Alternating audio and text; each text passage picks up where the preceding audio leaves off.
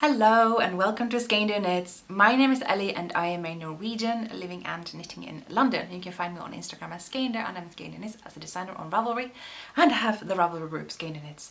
And yeah, welcome to my knitting podcast, knitting talk show, where I sit and talk about knitting for, I guess, once a month. An hour once a month is what the rate is at right now. So yes, that is what I do here. I talk about what I am working on, what I have finished, my own knitting designs, and if I have bought anything knitting related, yarn, what have you. So yeah, that's kind of what we're doing here, a little bit sort of inspiration sharing, knit night, what have you.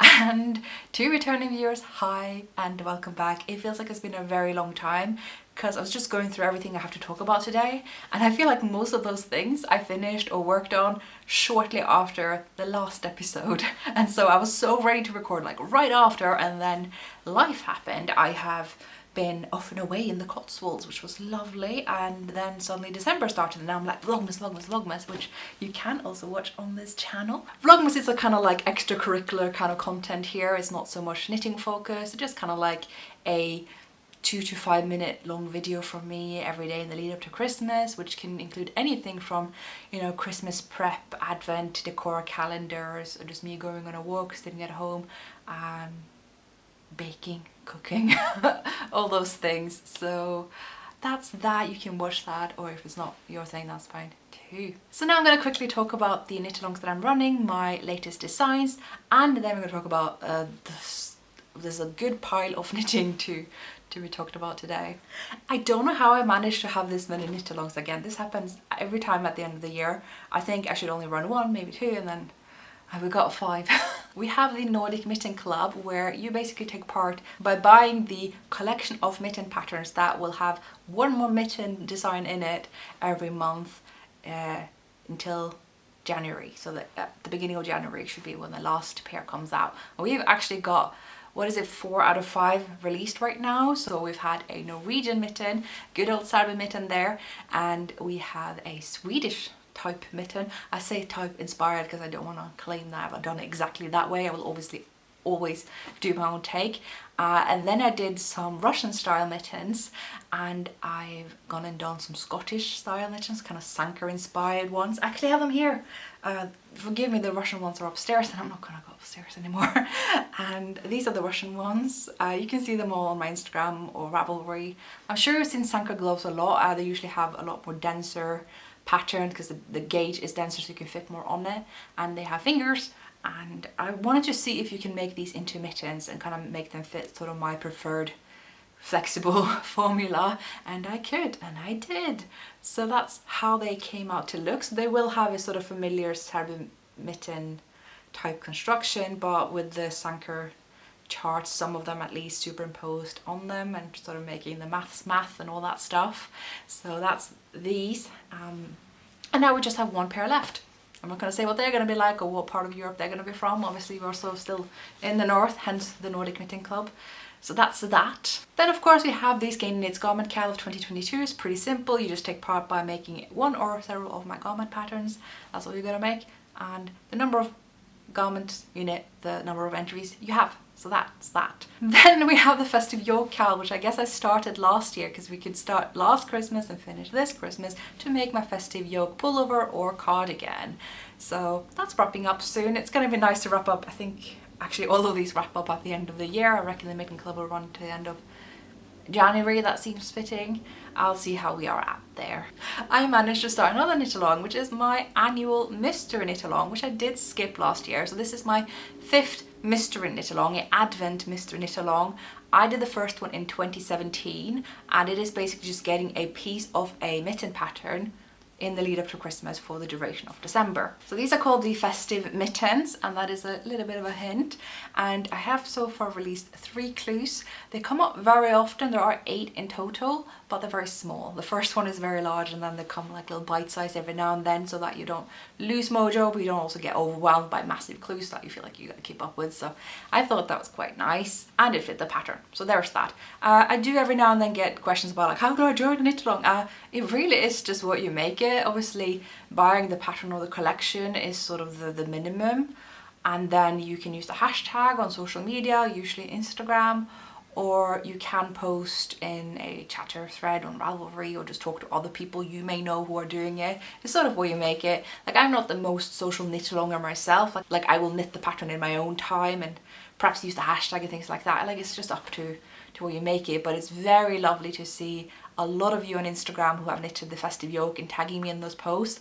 I've been absolutely overwhelmed by the reception of that pattern. It is so hard to guess, guys. It's so hard to guess what kind of pattern's gonna like be the big hit and which one's just not gonna take off. Like, any pattern I will release was like somewhat for like a loyal base of people, right? But this pattern has like gone far and wide and reached so many, and people who are new to me, people who I'm new to, you know, like, it's really taking me back, blown expectations out of the waters, etc, etc. So yeah, absolutely lovely to see. Thank you. Now in the next segment, to the extent that I do segments, I more like to segue my segments, but the next one is for my new patterns, because I have actually released quite a few since last time. I've obviously already talked about the festive mitten and the Sanker inspired mittens and the Russian inspired mittens, but I haven't published a shawl. I have. It's been a long time since I've done a shawl, and this is the barn shawl, which some of you may remember actually started back in like 2019, early 2020, and it's a quick one. It's actually a really quick one. I had a friend knitted when I was finishing up mine, and she cranked it up in a number of days. It's a DKY shawl, sort of leaning more on worsted. You make it on massive needles, it's got a loose gauge and garter stitch, it's squishy, and I don't have it here. I've had it here forever, but I have actually sent it off to Susan Crawford because it is in her yarn, and she's got it on display in her shop for a little bit, and I'll get it back. So that's where that is. I'll just show photos while I talk about it. I am quite pleased with it, and you want this shawl. I'm just gonna not beat around the bush there. I want it. I want to knit it again. I made it in the barn yarn by Susan Crawford, and her yarn is stunning, lovely. It really ticks a lot of my boxes, especially now that I can't get hold of a lot of my favourite Norwegian yarns in the UK anymore, thanks a lot Brexit. And so yeah, it is really, really nice. But if I was going to work with Norwegian yarn, if I could get my mitts on it, I can highly recommend Verde or Vidde or Luna, the new lamb's wool that is sort of worsted iron weight that Hillesvåg has. So yeah, that is the barn yarn. It uses 3 DK weight skeins. It's all garter. All you have to do is know how to knit 2 stitches together, 3 stitches together, and do yarn over. It's very, very simple, pretty easy to memorize chart. There's just like a couple of like changes, but when you have gone out, you go in again because it's like diamond shape that you gotta keep your eyes on. That's pretty much it. Also, I think yesterday or the day before at the time of recording, I released another pattern that has been needing to come out and should have come out sooner. For that I'm a little bit sorry that it wasn't any sooner. So it is out now. It's the festive yoke for kids aged from a quarter year, so it's like about 3 months, to 12 years. All the sizes are pretty generous. I suggest still knitting up to that age. So if you're knitting for someone who is like 5 now, like knitted for, you know, size 6, like they're going to be able to wear it up until they're 6. But I have added positive ease into the garment, so it should probably be wearable beyond that. And obviously all kids are different. It's not like all 6-year-olds are sized the same. I sure wasn't, so you know, it's most important just to measure the kids that you are making it for. But given that kids change their size all the time, a lot quicker than we knit, so I just thought it was worth making those suggestions. That's going to be the case for all kids patterns, whether you make mine or others, just kind of general. Good to know. So that is out, and obviously I don't have that to show you here either because my nephew has it. Of course, his mighty adorableness is sporting that pullover probably as we speak, and I am very glad about that, and I do miss him so much this year that I'm spending this Christmas here in London. But it's going to be really fun here as well. More on that on Vlogmas. That was the introduction.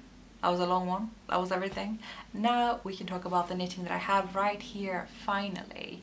And we also have a little bit of crochet, hint hint, but we're gonna get to that at the very end. I've been knitting socks, just basic stockinette socks. I've been teaching someone else to knit lately, and after said person had finished their socks, I took what was left of that yarn and made myself matching socks. So I can finally wear them now. I felt like I really should wait until I've actually shown them on the podcast.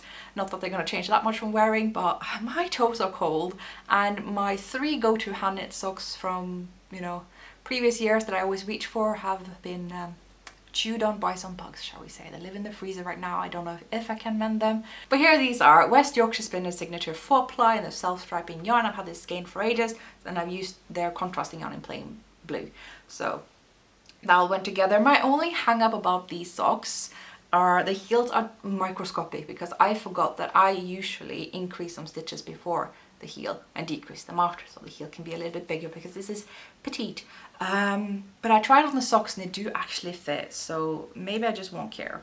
And I think if I take them out and just do an afterthought heel where these heels have been, which is pretty easily done when this is a contrast color after all, I think a bigger heel will make the socks too big because they are sitting a little bit far back on the sole of the foot. They're quite long, a little bit longer than my usuals because of this heel that is so tiny. So yeah, I just think that these tiny heels will have to do, and next time I'll remember that those aren't the heels I normally do. I have to increase them more. And it's funny that I forgot that, because in the other socks that my knitting student has made, I insisted on putting in some increases there to make the heel bigger. So why didn't I do that for myself? I do not know, because that was first. So yeah.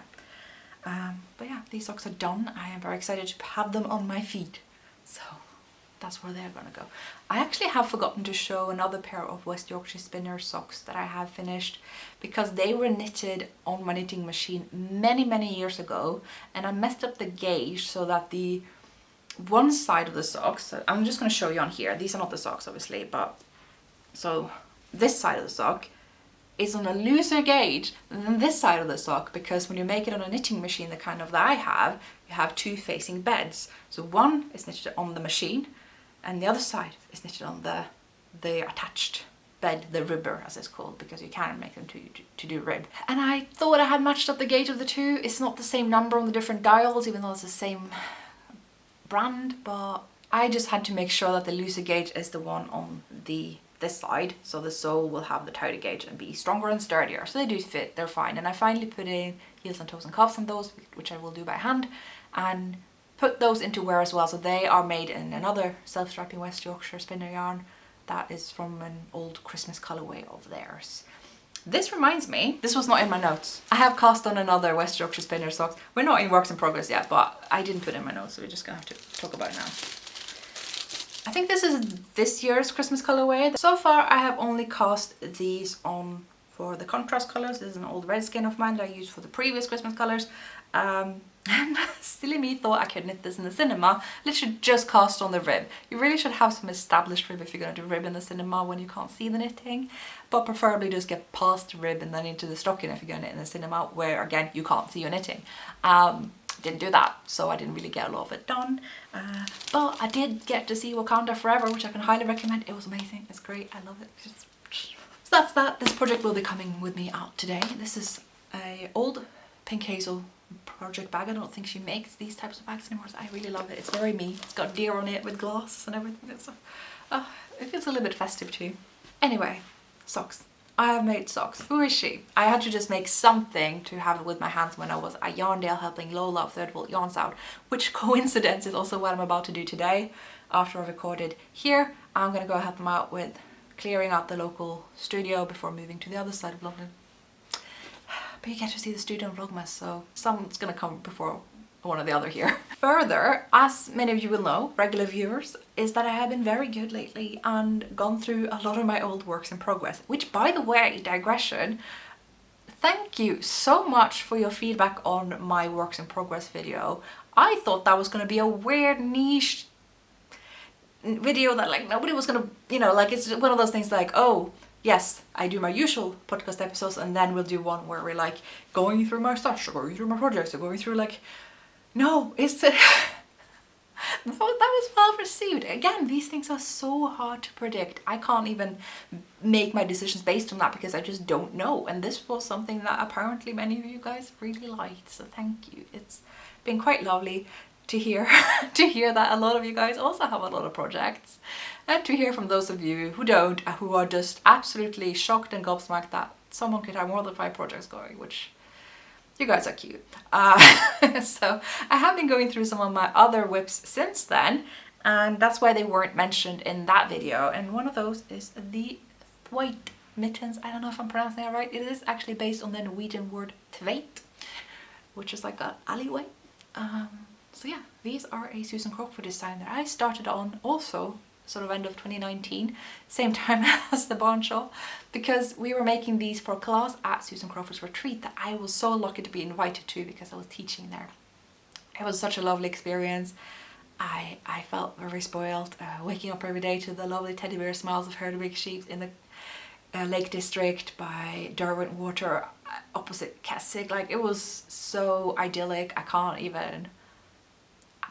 But yes, so I started these mittens then because obviously you have to make what you are teaching in the class, and this was Susan's class that I was sort of assisting in. So I finally finished these. Maybe they should be a Christmas present because I still don't know what I'm giving my mom. So yeah, so I just have a lot of mittens. You guys, like, I don't know how many mittens are laying around in this house. Not counting the one in my mitten calendar. They're not technically wearable mittens, but I mean like full-on wearable, my size kind of adult mittens. And socks, and just like I could decorate my house with them, and I would if it weren't for the little critters that eat wool. Yeah, so these are lovely. They are made in Excelana DK, which was coincidentally the yarn that I made for my first Saru mitten, and these are a little bit Saru inspired, as you can tell, but they have, you know, the sort of Susan Crawford colour palette to them. And yeah, I really love Excelana yarn. It's always one of those yarns that I think, nah, I don't work with these sort of smooth yarns. I want my Velcro sticky yarns. I want the, you know, woolen spun, and this is worse spun and smoother. But honestly, everything I have made with this yarn, let me do a close up. After it's been blocked, this yarn is just a snack. I wish I could show you my Kurse Kofta pullover, but also that is at Susan Crawford Studio right now on display because it's made in Excelana DK, and it's so lovely. I just want more in that kind of yarn actually, so I have to have a word with her about that. So that's another project I got to clear out of my whip pile. Bit of an insider information for those of you who watched the podcast and also watched the video where I went through all my works in progress. Some of them didn't make it. Some of the ones that I showed did have to meet the frog pond. You obviously already probably expected the Knox pullover to hit the frog pond. Yes, it has been discontinued now. That lovely yarn's gonna have to become something else. Another thing that was sent to the frog pond, much against my will I might add, was the Yorkville by my friend Mina of Knitting Expat. I was test knitting that. I had the same yarn in the same quantity in a size that would at least have fit me back then. And yeah, there was a hole in it. Some critter either here or in New York City had got hold of it, and I thought I could mend it, but it was actually too hard. I looked at it, and because of the texture pattern, there's lots of knits and purls, and there was more than one row that was cut through.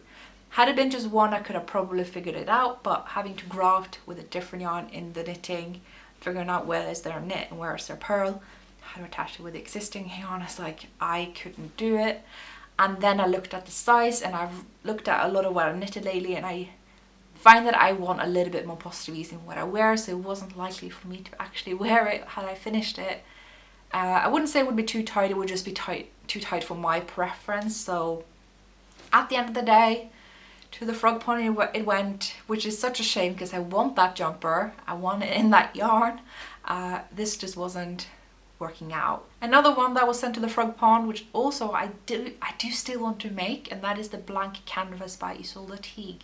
I even met someone in a knitting group just this Saturday who wore a blank canvas, and it looked lovely. I love the like saddle raglan fit of it, the shoulders.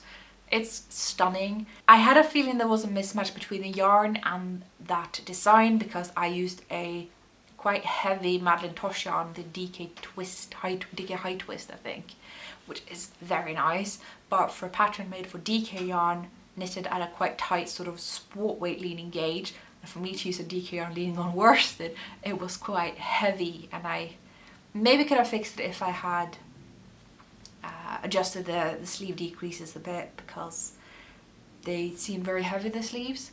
But the main reason I frogged it again was the size. I had picked a size, probably because I want to conserve on yarn a bit, that I think in hindsight would be a bit too snug for me. I like to be able to feel not constricted by my knitwear. Like, it's funny, if I wear store-bought, I don't mind if they snap a bit to my body. It's just knitwear, I want to fit loosely over that.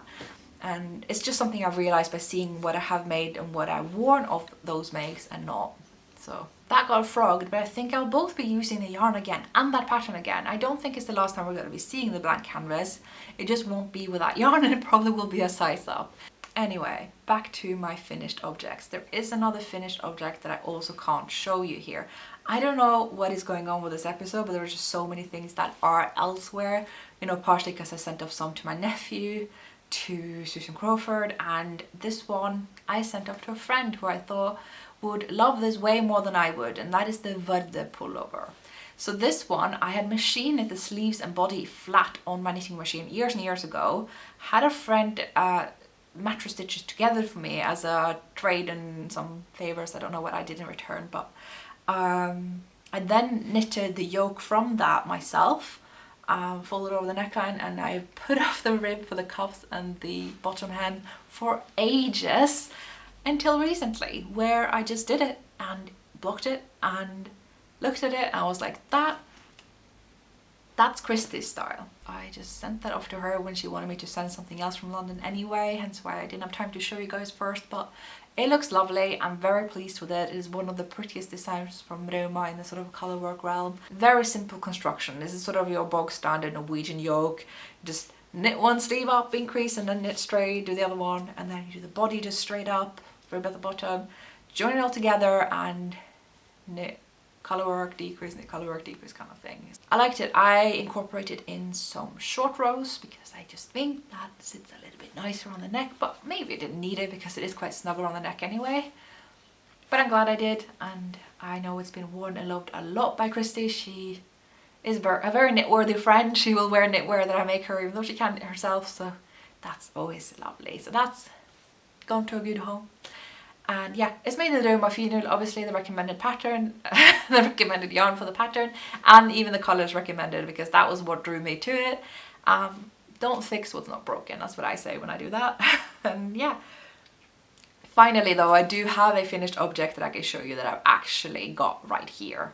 And this is another Susan Crawford design that I cast on as soon as I got back from Yarndale, because I got her Evolution book that I bought from her.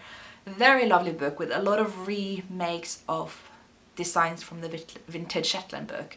So if you know about her vintage books, like the massive ones, like I got 3 of them, they are very true to what they were for the time that they were made. So it could be anywhere from mid-century to earlier. They are that style. She doesn't compromise on the style from the era, and so if you really want to wear like true vintage, like knitting those is a great idea. But if you want to adapt it to current, you know, silhouettes, yarn, colors, I guess, like just a sort of modernized take, a little bit more like what we do today, Evolution is a great book for that. And there is the Orchid yoke that has been made into, I think, both fingering and DK, and I did the DK one, which is called like Orchid, okay, I don't know how to pronounce things, but that is, it's called something slightly different. There's a link in the description to everything, this one included. And here it is. Oh my god, it is so lovely. I want to gush about the pattern, but I also want to gush about the yarn, because this is by Kelvin Woolens. The yarn is called Scout. It's a DK weight yarn, and there's the softest lovely wool. From what I can see here, it doesn't really specify what kind of wool it is. I can just tell you that it's soft, it's woolly, it's not superwash, and the color is to die for. I love this. This is again within my sort of burgundy spectrum, more on the purple side. I love it. I love it so much.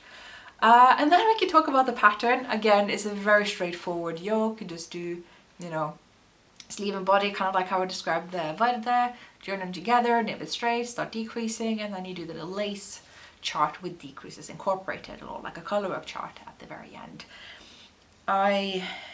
Did I sneak in some short rows? No, they were short rows just below the lace, kind of further up the yoke. And let's talk about my modifications and whether I should have done them, because I thought I had one skein too little to do it, but it's sort of hard to say because the yarn estimates written is like per 100 gram skein. So my size was the first one where there was like another skein required, so I didn't know like how much of that was. I just knew that I had one skein too little. So I thought if I just omit a lot of rounds in the yoke, I'll actually get the yoke length that I prefer and save yarn. And I almost have a whole skein left, so I probably could have made the yoke a lot deeper, and that may have made the decreases look a bit less funny, because if you look at this, it's not exactly a perfect curve.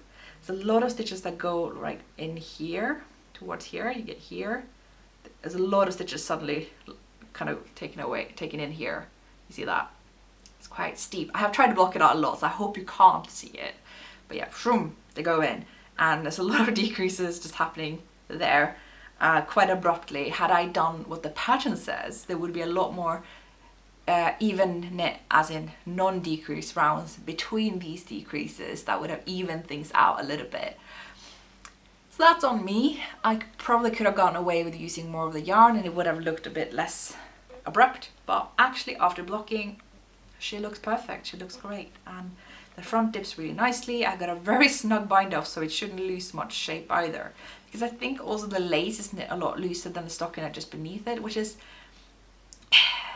that makes it looser up here than down there, and when you're trying to decrease and make the yoke smaller going up, it sort of goes and starts doing the opposite.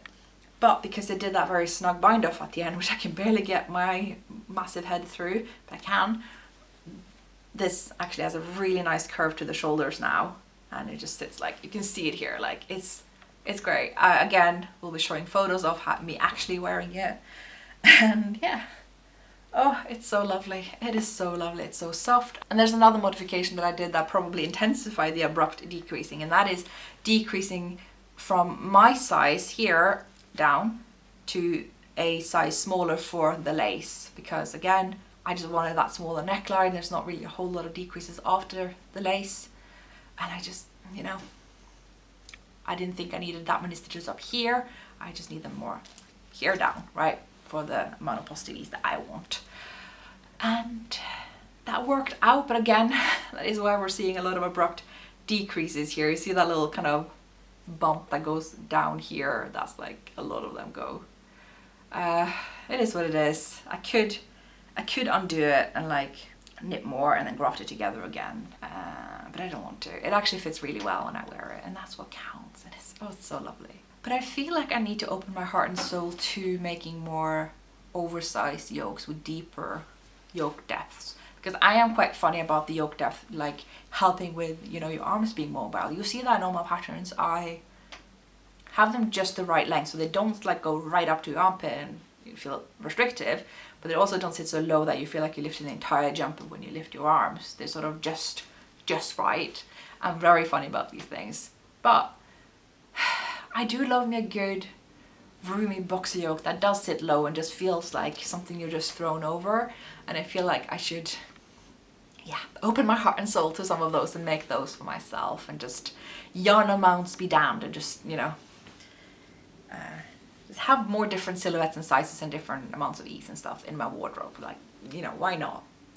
These are the kinds of things us designers think about. But yeah, here it is in all its glory. It's so pretty and it's so soft and so lovely, and the patterns and the pattern, the color, all of it. It's nice. Highly recommend.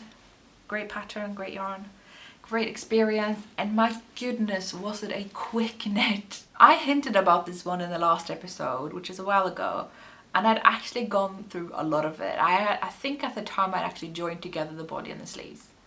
I was zooming through it. It was so quick. And then I started putting off the yoke a little bit, just because I was very unsure about the changes I'd made, which I was right to be unsure about. I should have just followed the pattern. I probably had enough yarn. But anyway, I finished it quickly. So I've had it a while now. And that concludes all my finished objects. So it's 4 finished objects. I mean, I guess I should have talked about the big fluffy raglan beastie that I talked about last time, that I cranked out in no time. Some yarn I bought when I was in Oslo. I'm just not entirely sure where I put it, because I wear it all the time, so it's sort of followed me around in the house, and now it's gone off and wandered off a little bit. But it's great. It is really one of those things that we're talking like deep yoke. It's a raglan yoke. Massive sleeves that like have to roll up a lot, like big, but it's just like wearing a light kind of alpaca like blanket. Like, it's, especially these days, it's very cold. Like, London's been around like 3-4 degrees lately. It was frost this morning. It's been really lovely, so I need to get that pattern out soon. It's just a question of whether it will come out before or after New Year's. Going by a poll I put up on Instagram yesterday, I think it might have to come out after. We'll see. And now we can talk about some of my works in progress. I have been working a lot on Sleeve Island by Kate Davies. This project came with me when I went to the Cotswolds, and I just zoomed through it. It's gonna take me a while because the sleeves get just bigger and bigger and bigger. It's not like you're increasing to your upper arm circumference, you're increasing to your entire length, shoulders to waist. Thank goodness it's cropped, because it is a sleeve to sleeve knit, so you keep increasing to your full length, knit sideways, and then decrease down to the wrist again. I love this design, I love the colors, so I just went and got a kit with the exact colors, and this is the progress I made. And you can see how this is just so me, the grey tones with a little red accent. It's giving bunad vibes, it is. It feels very Norwegian folky, has a bit of like that Setesdal feeling to it. I don't know what it is, it's just, I love this. I really, really do. I wanted this since the first time I saw this design. It's gorgeous. And I keep putting it on my arm like this just to kind of get a sense of it, and you know, oh, it's gonna be so lovely. And this Millarco tweed yarn by Kate Davies, again, it's very nice and soft. It's a wool with a little bit of mohair in it.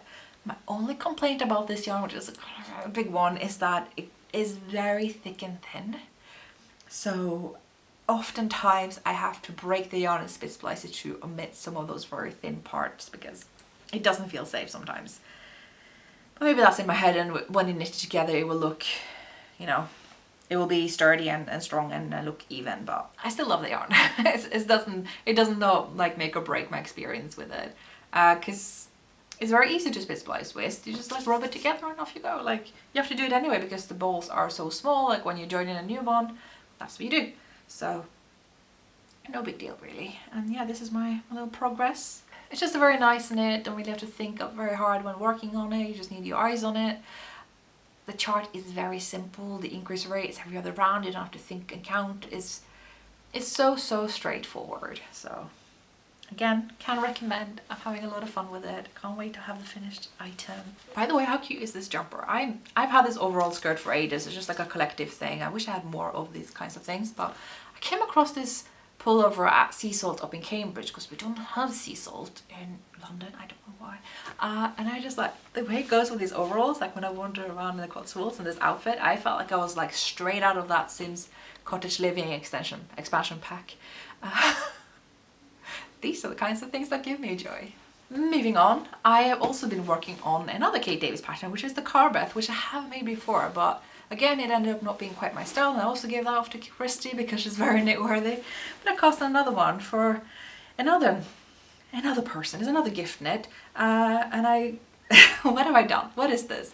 I skeined up a massive Holst cone of mine because I lost a little bit steam with my love for Holst. I bought a lot of cones and then I just kept on wanting to try all the yarns, and then now I got a lot of cones of Holst Super Soft. I don't really know what to do with them. But this one, I wound up all of it into cakes and I'm holding 4 strands together. So this one should be finished up soon. And it is making for a very nice chunky yarn. This is 4 strands together, as you can see here. You know, quite thick, but not too thick, but it feels very thick when you're knitting with it. It's actually quite tough to work with. It's gonna be lovely when I wash out the spinning oil though. So what I've done is I've done 2 sleeves and I've done extra length because the recipient is male, so it's just gonna have to be a bit longer than recommended in the pattern. So I've done that with both sleeves. And then I joined them together with a provisionally cast on body, hence why you see no body here. It's just sleeves coming together into the yoke, and now I'm doing the cow folded big neckline. Folded neckline. Words escape me. But yeah, I'm a little bit worried that the yoke might be too shallow, but it is rolling up because it's stocking out on provisional cast on, so it's probably fine. We'll have to see what it's like after it's blocked. If not, the recipient may have to be someone else. I don't know. We'll see how well it fits. It just looks very, very short right now. I'm worried about that. Yeah. Well.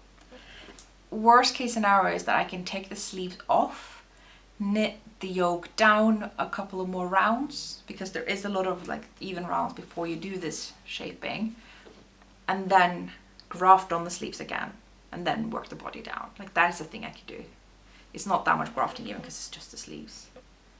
It's just annoying to do with the 4 strands held together, but I can do that if this doesn't work out. So I think I'll finish the neckline, fold it over, give it a wash, try it on the recipient and see what happens. If it doesn't fit, that's what we could do.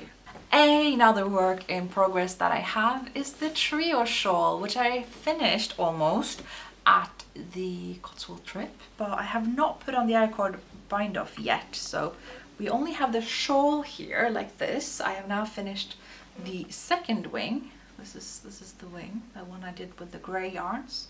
I had to buy an extra skein of the light grey only to find out that actually I had enough of the light grey to finish this wing. So I could have done the I-cord in any of these other colours than the light grey. But now I do have an extra skein of the light grey, so I suppose I could do the I-cord with the light grey.